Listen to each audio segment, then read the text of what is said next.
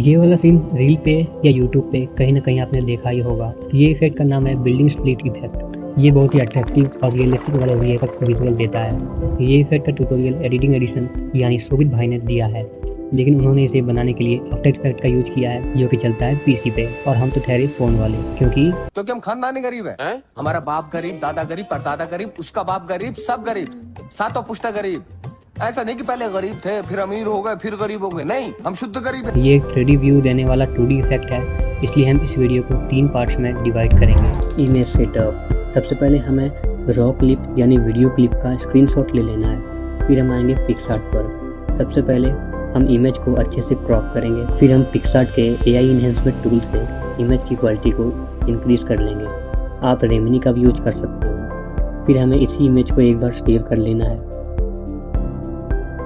उसके बाद हम जाएंगे रिमूव टूल पर। नीचे आपको टूल मिल जाएगा। फिर हम बिल्डिंग को अच्छे से सेलेक्ट करेंगे, रिमूव कर देंगे। ज़्यादा नीचे तक रिमूव नहीं करना वरना अच्छा नहीं लगेगा। रिमूव होने के बाद इस इमेज को सेव कर लेंगे। उसके बाद हम एक बार बैक जाएंगे और कटआउट टूल पे क्लिक करेंगे। फिर हमें नीचे आउटलाइन वाला टूल मिलेगा, उसमें क्लिक करके बिल्डिंग के आउटलाइन को सेलेक्ट कर लेंगे।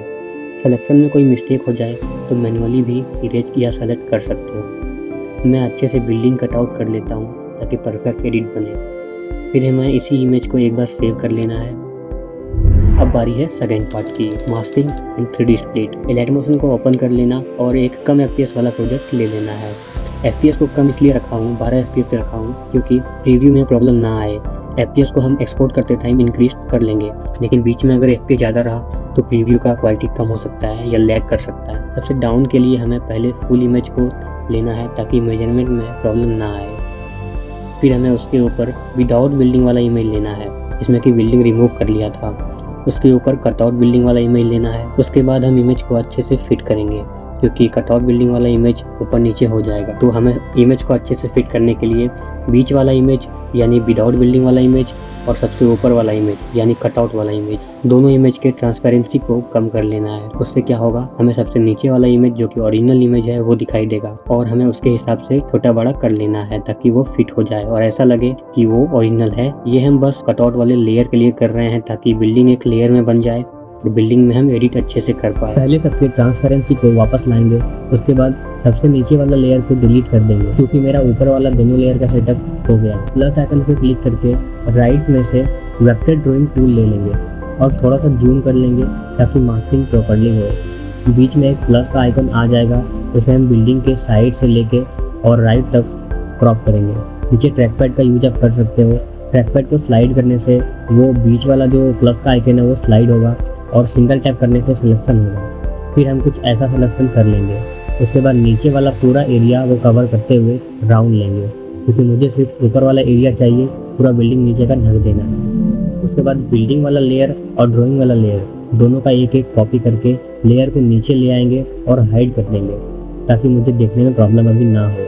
अब मैं आपको ग्रुप मास्किंग सिखाता हूँ। लाइट मोशन का one of the best feature में से एक है ग्रुप मास्किंग। अगर मैं बिल्डिंग इमेज और वेक्टर ड्राइंग वाला इमेज दोनों लेयर को सेलेक्ट करता हूँ तो मेरे पास ऊपर ये 3 ऑप्शन आ जाएंगे। पहले वाला से नॉर्मल ग्रुप बन के एक ही लेयर में सेट हो जाएगा। सेकंड वाले से वेक्टर ड्राइंग वाला एरिया रहेगा और एक्स्ट्रा मास्क हो जाएगा। और थर्ड वाले से जिसका हम अभी यूज करेंगे जिससे कि वेक्टर ड्राइंग वाला एरिया मास्क हो जाएगा और बिना सिलेक्शन वाला एरिया रह जाएगा। तो ये देखो नीचे का पूरा बिल्डिंग गायब हो गया है, इसलिए मैंने ड्राइंग के टाइम पूरा लोअर बिल्डिंग सेलेक्ट किया था। अब जो ग्रुप बना है उसे हम थोड़ा ऊपर कर लेते हैं। अब मेरे पास एक मास्क का कॉपी बचा है। मास्क का कॉपी और नीचे वाला लेयर यानी कि बिल्डिंग वाला लेयर को विजिबल करेंगे और नीचे के दोनों लेयर को सिलेक्ट करके सेकंड वाले ग्रुप से एक मास्क बनाएंगे क्योंकि ऊपर वाला एरिया ऑलरेडी कट आउट किया हुआ है। अब मुझे सिर्फ नीचे वाला एरिया चाहिए। अब बिल्डिंग कुछ ऐसा फिट हो रहा है। अब मुझे एक और पार्ट उड़ाना है बिल्डिंग का।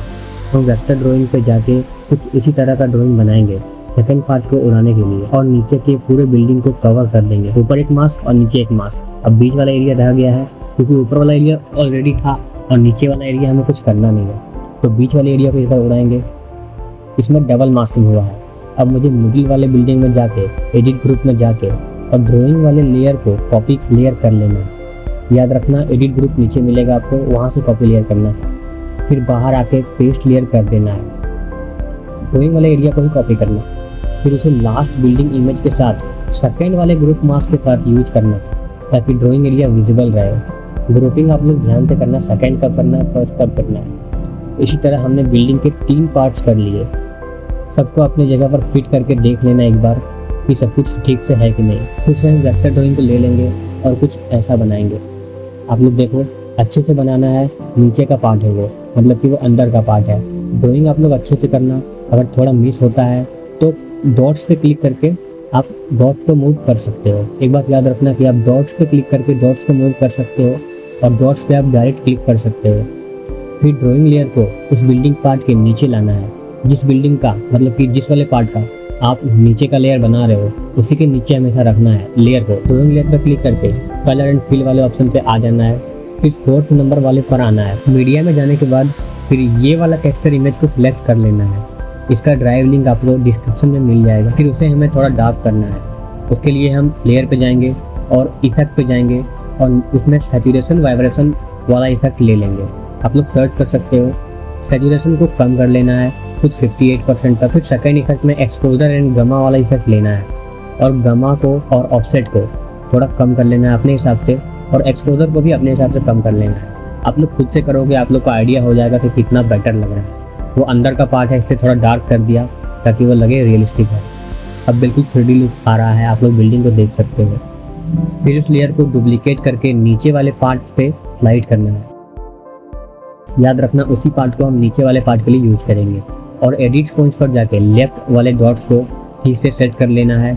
उसी तरह राइट वाले डॉट्स को ठीक से सेट कर लेना है, क्योंकि दोनों बिल्डिंग का रिक्वायरमेंट अलग अलग है, तो हम उसके हिसाब से डॉट्स को अरेंज कर लेंगे। या फिर अगर आप नहीं कर पा रहे हो तो आप फिर से न्यू वेक्टर ड्राइंग टूल ले सकते हो और फिर से बना सकते हो। फिर से इमेज सेट करके बाकी सब कुछ कर सकते हो। अब ऊपर वाले बिल्डिंग और उसका लेयर को सेलेक्ट करके नॉर्मल ग्रुप बनाएंगे। फर्स्ट वाले ग्रुप ऑप्शन में क्लिक करके ग्रुप तब बनाना है जब ड्राइंग अच्छे से फिट हो और बिल्डिंग के नीचे आए। उसके बाद सेकंड वाले पार्ट को भी ऐसा ही करना है।